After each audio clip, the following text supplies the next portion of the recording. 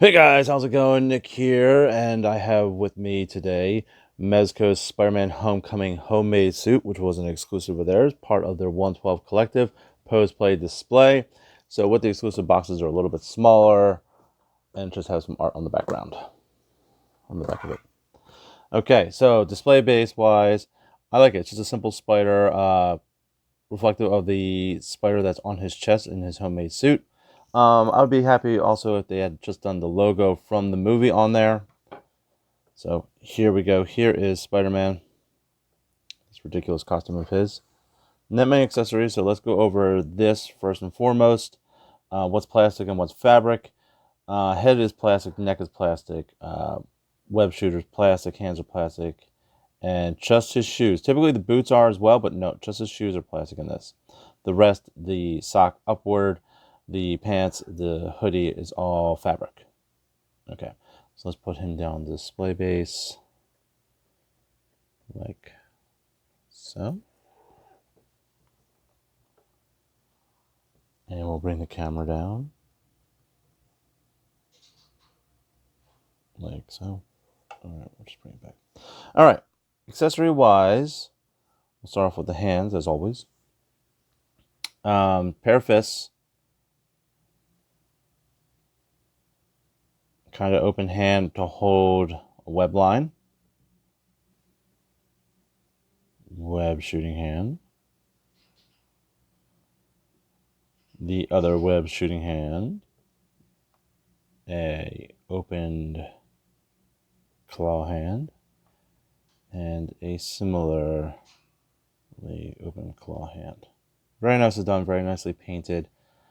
I kind of like how they put the web lines on his gloves, like he had the idea of webbing out his entire outfit, but decided against it or just didn't have the time to draw it on there.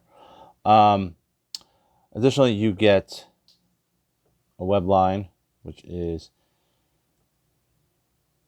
bendable and moldable, which is always good.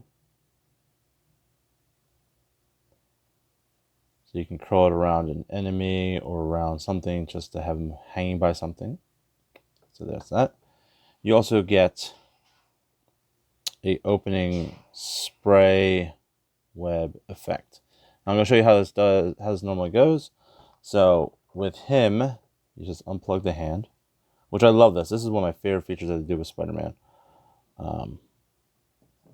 You take, see, so there's a ring on the end of the web line, so that fits right into the actual hand itself.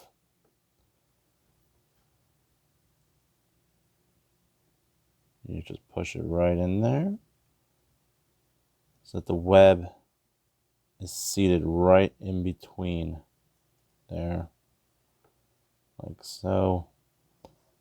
And then you plug the hand back in again, which typically is very easy to do. This one seems a little difficult. It might be just the mold. There you go. Okay, so what this effect does is this. On the outside, you cannot see the web. On the inside, it looks like it's shooting out from his wrist. Now, this isn't sticking very well, which is very peculiar of it, because they've done it before with other Spider-Man figures. It might be just the... There we go. It just needs to be seated correctly, so it fits right in there. A little technical issue there. So you just kind of got to squeeze it in there. Now it's in there perfectly. So you get this beautiful effect of Spider-Man actually spraying the web out from his web shooter. There's no ring around his wrist. There's no extra plastic around. This is one of my favorite features that they've ever done with Spider-Man. It's to just do that spray effect. So that always makes the figure a million times better than any other figure out there, just because of that effect alone. So I'll just drop that off for a minute. Put it back on his fist. All right. So those are all his accessories except for an additional head. This one, it was very light on the accessories. So the additional head is of Tom Holland or Peter Parker, which is done beautifully. It actually looks like him. It really does. It is, the articulation. Oh, we didn't go over articulation. We'll go over articulation after this. Okay. So I'm going to put this down for a second. Let's go over the articulation. We didn't do that. I forgot. Articulation in the base of the neck and in the head, which I love when they do that. I love when they have the two separate pieces. Shoulder, double elbow, so you can get that really like tight double elbow there. Ab, oh, there goes the head. Ab is in there. Waist is in there. Inhibited a bit by the costume. You got the full range on there. You got it at the hip. You got it at the knee, double jointed knee, and you got it right at the ankle. So you can get some decent poses out of them. I really wish they would design ones that bent at the toes, because especially with Spider-Man, at least with Spider-Man, they should have a toe articulation. The reason why the head popped off so easily is because I tried it out with the Peter Parker head beforehand. It's a little bit of a tight fit to get it on there, but I think he looks a lot better without the mask. The hood itself has no wire in it. I wish they would have put a wire around the brim of the hood, because it doesn't seem to want to stay down, and I really feel like that would make the figure look a lot better if the hood was actually like gripped down around him, but it just like it likes to pop back up. So it's more aesthetically for it to be pushed back than for it to be on him, or for if you have it in more of like a windy effect where like the wind is catching the hood. That's the only way that that's going to work, is if you're mentally thinking that there's wind blowing into his face. So overall, this is why you call him Underoos, because he looks like he's wearing pajamas. This is people have said this before. His cod piece, the crotch area on him is like really pronounced. It's ridiculous. I don't know if they could do anything to fix that. It might be just the way the fabric is designed, but yeah, it's just the design of the figure. I don't think there's anything that you can do to fix it. It maybe made the fabric a little bit thicker, because it, like when you creases, it's really more pronounced. It looks kind of ridiculous. If you're a Spider-Man fan, you're probably already on this figure.